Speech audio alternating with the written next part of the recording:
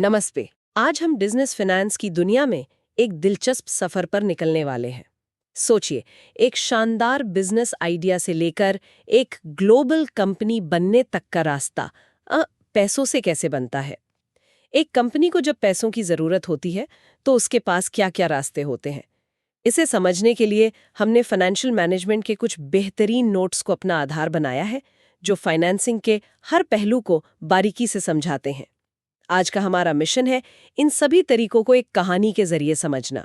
हम एक काल्पनिक कंपनी की यात्रा को देखेंगे और जानेंगे कि ग्रोथ के हर पड़ाव पर उसने पैसे जुटाने के लिए कौन सा रास्ता क्यों चुना।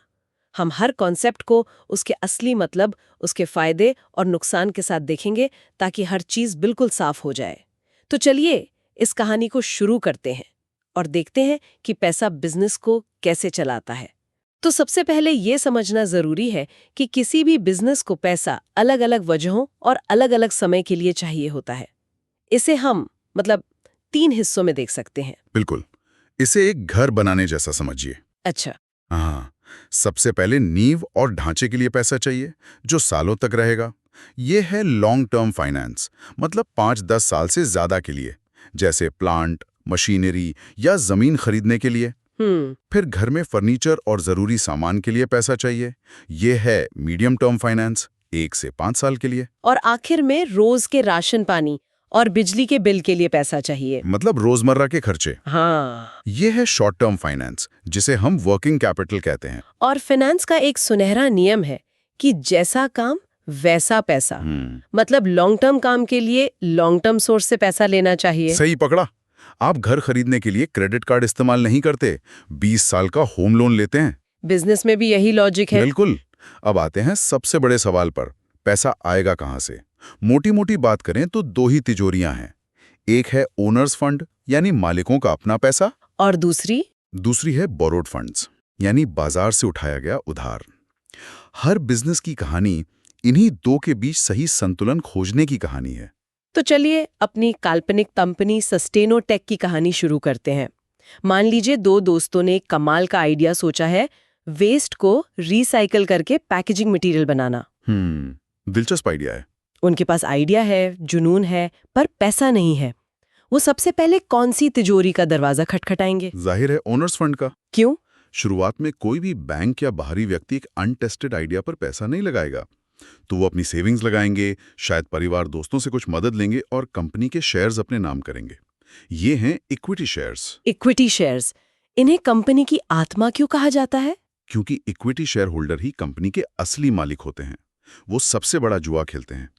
अगर कंपनी डूबी तो उनका सारा पैसा डूब जाएगा। सब कुछ? हाँ, सारे कर्ज चुकाने के बाद अगर कुछ बचा तो ही उन्हें वापस मिलेगा। तो फिर कोई ये रिस्क क्यों लेगा? क्योंकि रिवॉर्ड भी सबसे बड़ा उन्हीं का है। कंपनी के हर बड़े फैसले में वोटिंग का अधिकार उन्हीं के पास होता है। कंपनी का कंट्रोल उनके हाथ में होता है। अच्छा। और जब कंपनी आसमान छूती है तो मुनाफे का सबसे बड़ा हिस्सा भी उन्हीं को मिलता है और उनके शेयर्स की कीमत कई गुना बढ़ जाती है। तो ये हाई रिस्क हाई रिवॉर्ड का खेल है। बिल्कुल। ये कंपनी का परमानेंट कैपिटल होता है, जिसे लौटाने की कोई जल्दी नहीं होती। ठीक है, तो सस्टेनोटेक के संस्थापकों ने अपनी बचत से कंपनी शुरू कर दी, एक छोटा सा प्रोटोटाइप भी बना लिया, लेकिन अब उन्हें एक छोटी फैक्ट्री लगाने के लिए और पैसे चाहिए जो उनकी बचत से कहीं ज्यादा है।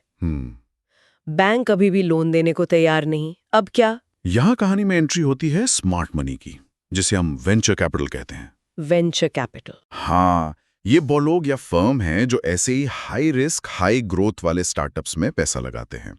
वो जानते हैं कि उनके 10 में से 8 स्टार्टअप शायद फेल हो जाएंगे। 8? इतना ज्यादा रिस्क? हाँ, लेकिन जो 2 सफल होंगे वो इतना रिटर्न देंगे कि सारा घाटा पूरा हो जाएगा। तो ये सिर्फ पैसा नहीं देते? बिल्कुल नहीं। वेंचर कैपिटलिस्ट सिर्फ पैसा नहीं, अपना अनुभव, अपने कॉन्टैक्ट्स और अपनी गाइडेंस भी लाते हैं। अच्छा। वो कंपनी के बोर्ड में बैठते हैं और संस्थापकों को बिजनेस बड़ा करने में मदद करते हैं। इसीलिए इसे स्मार्ट मनी कहते हैं।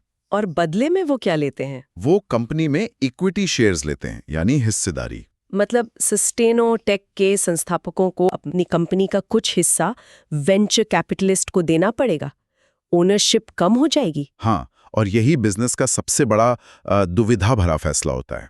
क्या आप 100% के मालिक बने रहना चाहते हैं एक छोटी सी दुकान के? या 60% के मालिक बनना चाहते हैं एक बहुत बड़ी फैक्ट्री के? वेंचर कैपिटल आपको एक बड़ा केक बनाने में मदद करता है, भले ही आपका टुकड़ा थोड़ा छोटा हो जाए। बहुत दिलचस्प। तो अब सस्टेनोटेक के पास पैसा आ गया है, अब उन्हें फैक्ट्री के लिए बड़ी बड़ी मशीनें चाहिए। क्या उन्हें ये मशीनें खरीद लेनी चाहिए या कोई और रास्ता भी है? ये क्लासिक बिजनेस प्रॉब्लम है और इसका एक बहुत ही स्मार्ट सोल्यूशन है लीज फाइनेंसिंग। लीज फाइनेंसिंग मतलब किराए पर लेना। हाँ, सीधा सा मतलब है खरीदने की बजाय किराए पर लेना। इससे एक साथ बहुत सारा पैसा ब्लॉक नहीं होता और वो पैसा दूसरे जरूरी कामों में लगाया जा सकता है, जैसे मार्केटिंग या नई हायरिंग में। बिल्कुल। किराए पर लेना तो समझ आता है, लेकिन मैंने सुना है इसमें फाइनेंशियल लीज और ऑपरेटिंग लीज जैसे कुछ प्रकार होते हैं। इनमें क्या फर्क है? ये एग्जाम के लिए भी जरूरी लगता है। हाँ, ये फर्क बहुत जरूरी है और एग्जाम में इनके बीच का अंतर अक्सर पूछा जाता है। ऑपरेटिंग लीज वो है जो हम आमतौर पर समझते हैं छोटी अवधि का किराया। जैसे आपने 1 साल के लिए फोटोकॉपी मशीन किराए पर ली। आप किराया देते हैं, मेंटेनेंस की जिम्मेदारी मालिक की होती है और आप जब चाहें कॉन्ट्रैक्ट खत्म कर सकते हैं। ठीक है, ये तो आसान है। और फाइनेंशियल लीज? फाइनेंशियल लीज लगभग खरीदने जैसा ही है, बस पेमेंट किश्तों में होती है। ये एक लॉन्ग टर्म कॉन्ट्रैक्ट होता है जिसे आप बीच में छोड़ नहीं सकते। अच्छा। मशीन से जुड़े सारे रिस्क और रिवॉर्ड्स, जैसे उसकी मेंटेनेंस, इंश्योरेंस, ये सब किराएदार यानी लेसी का हो जाता है। मतलब जिम्मेदारी बढ़ जाती है। हाँ, और लीज के आखिर में अक्सर किराएदार को वो एसेट बहुत कम दाम पर खरीदने का ऑप्शन भी मिलता है। तो मतलब अगर सस्टेनोटेक को कोई ऐसी मशीन चाहिए जो हर 2 साल में बदलनी पड़े, तो ऑपरेटिंग लीज बेहतर है। सही। और अगर कोई ऐसी मशीन चाहिए जो 10 साल तक चलनी है, तो फाइनेंशियल लीज एक अच्छा विकल्प हो सकता है, ताकि एक मुश्त पैसा न लगे। आपने बिल्कुल सही समझा, ये एक स्ट्रेटेजिक फैसला है। चलिए कहानी में आगे बढ़ते हैं। सस्टेनोटेक की फैक्ट्री अब चल पड़ी है, ऑर्डर भी आ रहे हैं, कंपनी अब उधार लेने की दुनिया में कदम रखने के लिए तैयार है। यहाँ डिबेंचर्स का नाम बहुत सुनने में आता है। ये इक्विटी शेयर से कैसे अलग है? जमीन आसमान का फर्क है। अच्छा। इक्विटी शेयर होल्डर कंपनी का मालिक होता है, जबकि डिबेंचर होल्डर कंपनी का लेनदार मतलब क्रेडिटर होता है। ठीक है। डिबेंचर एक तरह का लोन सर्टिफिकेट है जो कंपनी आम जनता या संस्थानों से लेती है। कंपनी वादा करती है कि वो एक तय समय के बाद असल पैसा लौटा देगी और तब तक हर साल एक फिक्स्ड रेट पर ब्याज देती रहेगी, चाहे कंपनी को मुनाफा हो या न हो। हाँ, चाहे मुनाफा हो या ना हो। ये एक फिक्स्ड कमिटमेंट है। लेकिन कंपनी उधार क्यों ले? इक्विटी से पैसा उठाना ज्यादा सुरक्षित नहीं है, क्योंकि मुनाफा न होने पर कुछ देना नहीं पड़ता। यहाँ पर फाइनेंस का एक बहुत ही मजेदार कॉन्सेप्ट आता है। बताइए। इसे ट्रेडिंग ऑन इक्विटी या फाइनेंशियल लेवरेज कहते हैं। इसका सबसे बड़ा कारण है टैक्स। डिबेंचर पर दिया जाने वाला ब्याज यानी इंटरेस्ट एक टैक्स डिडक्टेबल खर्चा होता है। ये पॉइंट एमसीक्यू के लिए खास तौर पर याद रखने वाला है। 1 मिनट, टैक्स डिडक्टेबल, इसका मतलब क्या हुआ? इसका मतलब है कि कंपनी अपने मुनाफे में से पहले ब्याज चुकाती है और फिर जो पैसा बचता है उस पर सरकार को टैक्स देती है। तो इससे तो टैक्स कम हो गया। एग्जैक्टली। इससे कंपनी की टैक्स देनदारी कम हो जाती है। अब सोचिए, अगर आप 10% पर लोन लेते हैं और आपका टैक्स रेट 30% है, तो टैक्स बचत की वजह से उस लोन की असल लागत आपको सिर्फ 7% पड़ती है। अच्छा, अब समझ आया कि क्यों बड़ी कंपनियां इतना कर्ज लेती हैं। ये सिर्फ पैसे के लिए नहीं, बल्कि एक टैक्स बचाने की स्ट्रैटेजी भी है। बिल्कुल, लेकिन इसमें रिस्क भी है। क्या रिस्क? अगर कंपनी ब्याज चुकाने लायक मुनाफा नहीं कमा पाई तो वो दिवालिया भी हो सकती है। तो ये एक दो-धारी तलवार है। एकदम सही। और प्रेफरेंस शेयर्स, वो इस कहानी में कहाँ फिट होते हैं? प्रेफरेंस शेयर्स इक्विटी और डिबेंचर के बीच का एक रास्ता है। बीच का रास्ता? हाँ, इसीलिए इसे हाइब्रिड फाइनेंसिंग कहते हैं। हाइब्रिड। इन्हें 2 मामलों में प्रेफरेंस यानी प्राथमिकता मिलती है। पहला, इन्हें इक्विटी वालों से पहले एक फिक्स्ड रेट पर डिविडेंड मिलता है और दूसरा, कंपनी बंद होने पर इन्हें इक्विटी वालों से पहले अपना पैसा वापस मिलता है। तो इसमें डिबेंचर की तरह फिक्स्ड रिटर्न है? हाँ, लेकिन डिबेंचर की तरह डिविडेंड देना कानूनी रूप से अनिवार्य नहीं है। अच्छा। अगर मुनाफा नहीं हुआ तो कंपनी डिविडेंड रोक सकती है। तो ये डिबेंचर से ज्यादा सुरक्षित और इक्विटी से कम रिस्की विकल्प है। समझ गई। तो सस्टेनोटेक अब भारत में एक सफल कंपनी बन चुकी है। अब उनकी नजरें विदेशी बाजारों पर हैं। वो अमेरिका में अपना बिजनेस फैलाना चाहते हैं और इसके लिए उन्हें डॉलर्स में पैसा चाहिए। क्या कोई भारतीय कंपनी विदेश से पैसा जुटा सकती है? हाँ, और इसके कई आधुनिक तरीके हैं। ग्लोबलाइजेशन के दौर में ये बहुत आम हो गया है।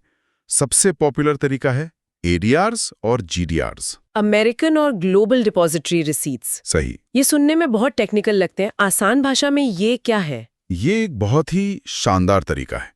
मान लीजिए सस्टेनोटेक को अमेरिका के स्टॉक एक्सचेंज नैस्डैक पर लिस्ट होना है। वो अपने शेयर्स भारत में एक बैंक के पास जमा कर देगी। ठीक है। उस बैंक की अमेरिकन ब्रांच उन शेयर्स के बदले में वहां के निवेशकों को एक सर्टिफिकेट जारी करेगी, जिसे ADR कहते हैं। तो वो शेयर्स नहीं है? नहीं, वो शेयर्स के बदले में दी गई रसीदें हैं। और ये ADRs अमेरिकी स्टॉक मार्केट में बिल्कुल एक शेयर की तरह खरीदे और बेचे जा सकते हैं। अरे वाह! इससे कंपनी को डॉलर्स में पैसा मिलता है और दुनिया के सबसे बड़े कैपिटल मार्केट तक उसकी पहुंच बन जाती है। क्या किसी भारतीय कंपनी ने ऐसा किया है? इन्फोसिस नैस्डैक पर लिस्ट होने वाली पहली भारतीय कंपनी थी। ये भारतीय कंपनियों के लिए दुनिया का दरवाजा खोल देता है। और GDRs? इसी तरह जब ये रिसीट्स अमेरिका के बाहर जैसे लंदन या लग्जमबर्ग में जारी होती हैं तो उन्हें GDRs कहते हैं। वाह! और कोई तरीका? एक और सीधा तरीका है ECB, एक्सटर्नल कमर्शियल बोरोइंग्स, यानी विदेशी बैंकों या संस्थानों से सीधे डॉलर या यूरो में कमर्शियल लोन लेना। और यहाँ एक और बहुत ही दिलचस्प और नया तरीका भी है जो सस्टेनोटेक जैसी कंपनी के लिए बिल्कुल सही बैठेगा। Green bonds. Green bonds? ये क्या होते हैं? ये एक तरह का बॉन्ड या लोन ही है, लेकिन इसमें एक शर्त होती है। क्या शर्त? इससे जुटाया गया पैसा सिर्फ ऐसे प्रोजेक्ट्स में लगाया जा सकता है जो पर्यावरण के लिए फायदेमंद हो, जैसे solar power plant, waste management या इलेक्ट्रिक व्हीकल बनाना। सस्टेनोटेक का तो बिजनेस मॉडल ही ग्रीन है, तो वो आसानी से ग्रीन बॉन्ड जारी करके पैसा जुटा सकते हैं। और इससे कंपनी को क्या फायदा? निवेशक क्यों खरीदेंगे ये बॉन्ड? आजकल निवेशक सिर्फ मुनाफा नहीं देखते, वो ये भी देखना चाहते हैं कि उनका पैसा कहाँ लग रहा है। अच्छा। इसे ESG इन्वेस्टिंग कहते हैं, मतलब एनवायरनमेंट, सोशल और गवर्नेंस को ध्यान में रख के निवेश करना। कई निवेशक ऐसी कंपनियों में पैसा लगाना पसंद करते हैं जो पर्यावरण और समाज के लिए जिम्मेदार हों। गाजियाबाद नगर निगम ने भी हाल ही में ऐसा एक बॉन्ड जारी किया था। तो हमने सस्टेनोटेक के साथ एक आइडिया से शुरुआत की, इक्विटी और वेंचर कैपिटल से उसे बड़ा किया, लीज पर मशीनें लगाकर फैक्ट्री चलाई, डिबेंचर से टैक्स बचाया, और अब ADR और ग्रीन बॉन्ड्स के जरिए दुनिया में अपनी पहचान बना रहे हैं। इस पूरी यात्रा में एक बात साफ है, फाइनेंसिंग का हर तरीका एक टूल की तरह है। सही बात है। हर काम के लिए एक सही टूल होता है। शॉर्ट टर्म जरूरत के लिए कमर्शियल पेपर जैसा टूल है। अच्छा। जो बड़ी कंपनियां कुछ महीनों के लिए पैसा जुटाने के लिए इस्तेमाल करती हैं, या जब बड़े लोन का पैसा आने में देर हो तो उस गैप को भरने के लिए ब्रिज फाइनेंस जैसा छोटा लोन लिया जाता है। बिल्कुल। फाइनेंसिंग का चुनाव सिर्फ एक फाइनेंशियल फैसला नहीं है, ये कंपनी के भविष्य, उसके कंट्रोल और उसके रिस्क को तय करता है। ज्यादा इक्विटी मतलब कंट्रोल का बंटवारा, और ज्यादा उधार मतलब दिवालिया होने का ज्यादा रिस्क। सही संतुलन ही कामयाबी की कुंजी है। एकदम सही कहा। आज के लिए इतना ही, लेकिन जाने से पहले एक सवाल सोचने के लिए छोड़ जाते हैं। हमने वेंचर कैपिटल और बॉन्ड्स की बात की, लेकिन आज टेक्नोलॉजी और फाइनेंस एक हो रहे हैं। क्राउड फंडिंग जैसे तरीके सामने आ रहे हैं, जहां हजारों लोग मिलकर किसी प्रोजेक्ट में थोड़ा थोड़ा पैसा लगाते हैं। तो सोचिए, भविष्य का अगला बड़ा फाइनेंसिंग इंस्ट्रूमेंट क्या हो सकता है? क्या ऐसा हो सकता है कि कल कोई बिजनेस पूरी तरह से लाखों छोटे छोटे निवेशकों द्वारा किसी सोशल मीडिया ऐप के जरिए फंड किया जाए? और अगर ऐसा हुआ तो कंपनी के मैनेजमेंट और उसके फैसलों पर, यानी कॉर्पोरेट गवर्नेंस पर, इसका क्या असर पड़ेगा? सोचिएगा जरूर।